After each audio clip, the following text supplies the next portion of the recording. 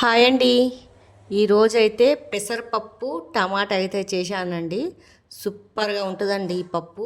అద్రిపోతుంది taste అయితే ఇలా చేసుకుంటే. దీని ప్రాసెస్ అయితే ఎలా చేశానో చూపిస్తాను. చపాతీలు ఎంబడైనా వేడి వేడి అన్నం ఎంబడైనా చాలా బాగుంటుందండి ఇలా చేసుకుంటే. ఫస్ట్ వేపుకోవాలండి. చూడండి నేనైతే అంత పప్పు అయితే తీసుకున్నాను. తర్వాత దీన్ని అయితే దూరగా వేపుకోవాలి. ఎందుకంటే పెసరపప్పుకి జర జిగురు జిగురు ఉంటుంది, స్మెల్ వస్తుంది కదా, అందుకే ఏంపి చేసుకుంటే చాలా బాగుంటుంది. ఇలా ఏంపేసుకోవాలా. ఏంపేసుకున్నాక పక్కకైతే తీసేయాలండి. తీసి కొద్దిగా వేడి నీళ్ళు అయితే పెట్టుకోవాలా. వేడి నీళ్ళల్లో వేసేసేయాలండి. ఇది వేడి నీళ్ళు వేసేసినాక టమాటాలు అయితే 2 అయితే కోసుకున్నానండి నేను. వేడి నీళ్ళలో వేసేసి ఇది టమాటాలు 2 కోసి అయితే పెట్టుకున్నాను. కొద్దిగా పసుపు వేసుకున్నాను, కొద్దిగా ఆయిల్ కూడా వేసాను.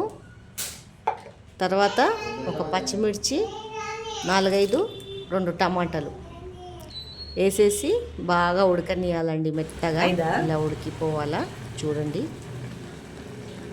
తర్వాత మనం పప్పు గుత్తి తీసుకొని అయితే మెత్తగా రుబ్బుకోవాలండి. మెత్తగా అయిపోతుంది రుబ్బుకుంటే పప్పు గుత్తితోటి. మీకు ఇష్టం ఉంటే రుబ్బుకోవచ్చు, లేకపోతే ఇలానే పప్పు ఉండాలన్నా కూడా చేసుకోవచ్చు అండి. నేనైతే ఇట్లా రుబ్బుకుంటున్నాను. మాకైతే ఇట్లా రుబ్బుకొని తినడం ఇష్టము. కొందరైతే పెసరపప్పు బాగా మెత్తగా ఉడికిపోతుంది కదా, రుబ్బరు. నేనైతే ఇలా రుబ్బుకున్నాను. తర్వాత కొద్దిగా చింతపండు పులుసు అయితే పోసానండి పుల్లదనంకి.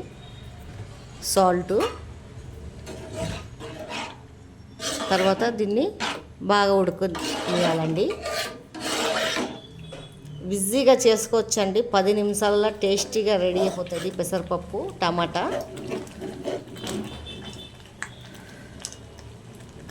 చాలామంది పెసరపప్పు తినరు, ఇష్టం ఉండదు, కానీ ఇలా చేసుకొని తింటే అయితే చాలా బాగుంటుంది.